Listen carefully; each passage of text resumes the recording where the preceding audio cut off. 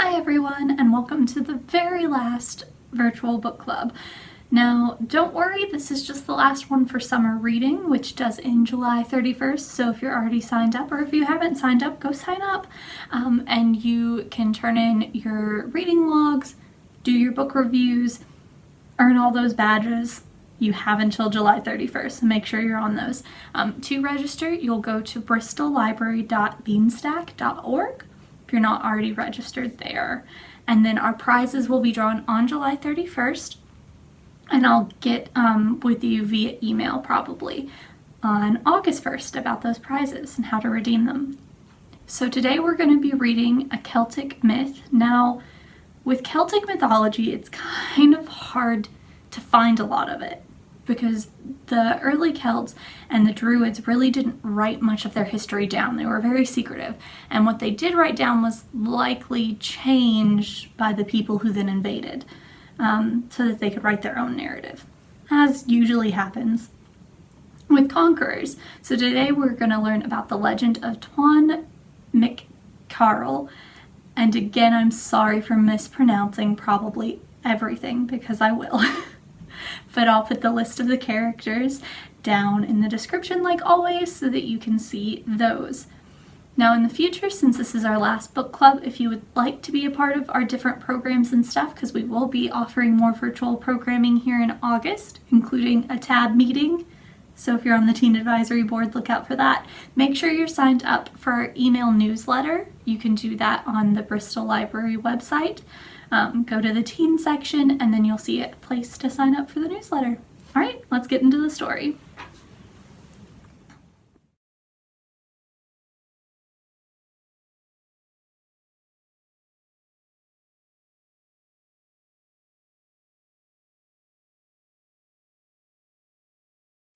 Saint Finnen, an Irish abbot of the 6th century. Jeez. That's a great sign. Okay. Saint Finnen, an Irish abbot of the 6th century, is said to have gone to seek hospitality from a chief named Tuan Carell, who dwelt not far from Finnen's monastery. Tuan refused him admittance. The saint sat down on the doorstep of the chief and fasted for a whole Sunday, upon which the surly pagan warrior opened the door to him. Good relations were established between them, and the saint returned to his monks. Tuan is an excellent man, he told them. He will come to you and comfort you and tell you the old stories of Ireland. This humane interest in the old myths and legends of the country is, it may here be observed, a feature as constant as it is pleasant in the literature of the early Irish Christianity. Tuan came shortly afterwards to return to the visit of the saint, and invited him and his disciples to his fortress. They asked him of his name and his lineage, and he gave an astonishing reply. "I am a man of Ulster," he said. "My name is Tuan, son of Carell. But once I was called Tuan, son of Starn, son of Sera, and my father, Starn, was the brother of Partholan." "Tell us the history of Ireland," then said Finnen. And Tuan began. "Partholan," he said, "was the first of men to settle in Ireland.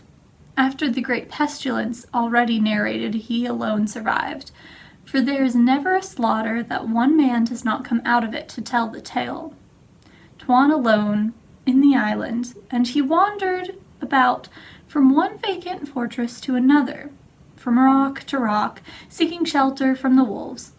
For 22 years he lived thus alone, dwelling in waste places, till at last he fell into extreme decrepitude and old age. Then Nemed, son of Agnoman, took possession of Ireland. He was my father's brother. I saw him from the cliffs and kept avoiding him. I was long-haired, clawed, decrepit, gray, naked, wretched, and miserable. Then one evening I fell asleep, and when I woke on the morrow I was changed into a stag. I was young again and glad of heart, and then I sang of the coming Nemed and of his race, and of my own transformation. I have put on a new form, a skin rough and gray. Victory and joy are easy to me. A little while ago I was weak and defenseless. Tuan is then the king of all deer of Ireland, and so remained all the days of Nemed and his race. He tells how the Semions sailed for Ireland in a fleet of 32 barks, in each bark 30 persons. They went astray on the seas for 1.5 years, and most of them perished of hunger and thirst or of shipwreck. 9 only escaped, Nemed himself with 4 men and 4 women. These landed in Ireland and increased their numbers in the course of time till they were 8,060 men and women. Then all of them mysteriously died.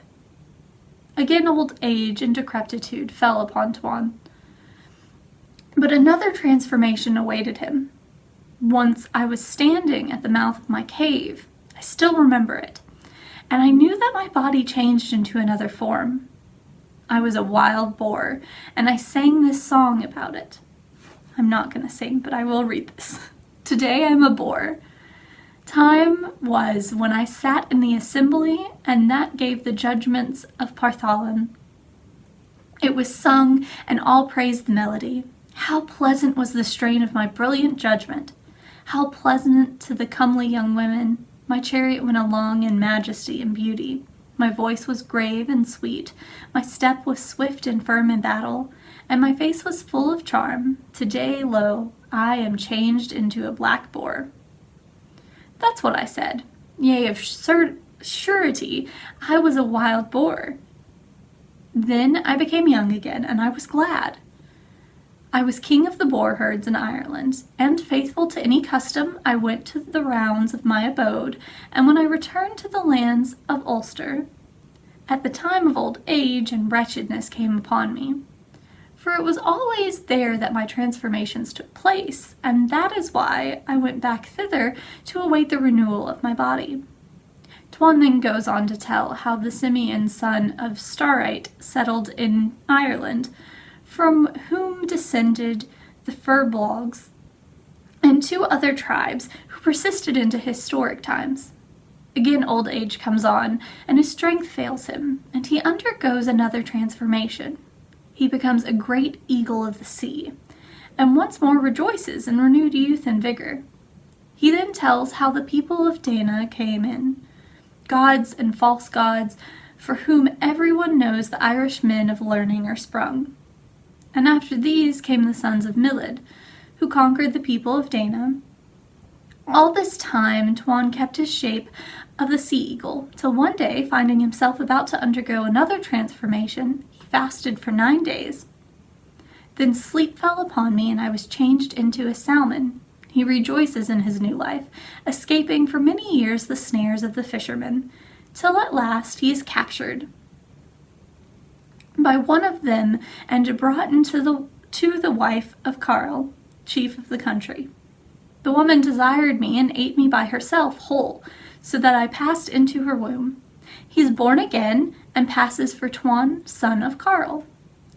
But the memory of his pre-existence and all of his transformations and all the history of Ireland that he witnessed since the days of Partholan still abides with him, and he teaches all of these things to the Christian monks who carefully preserve them.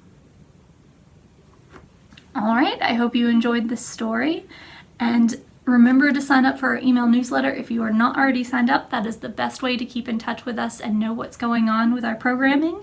Also, you can find us on Facebook, BPL Teen Readers, or on Instagram, BPL Teen Space. All right, see you all later. Remember to get in that reading before July 31st. Bye!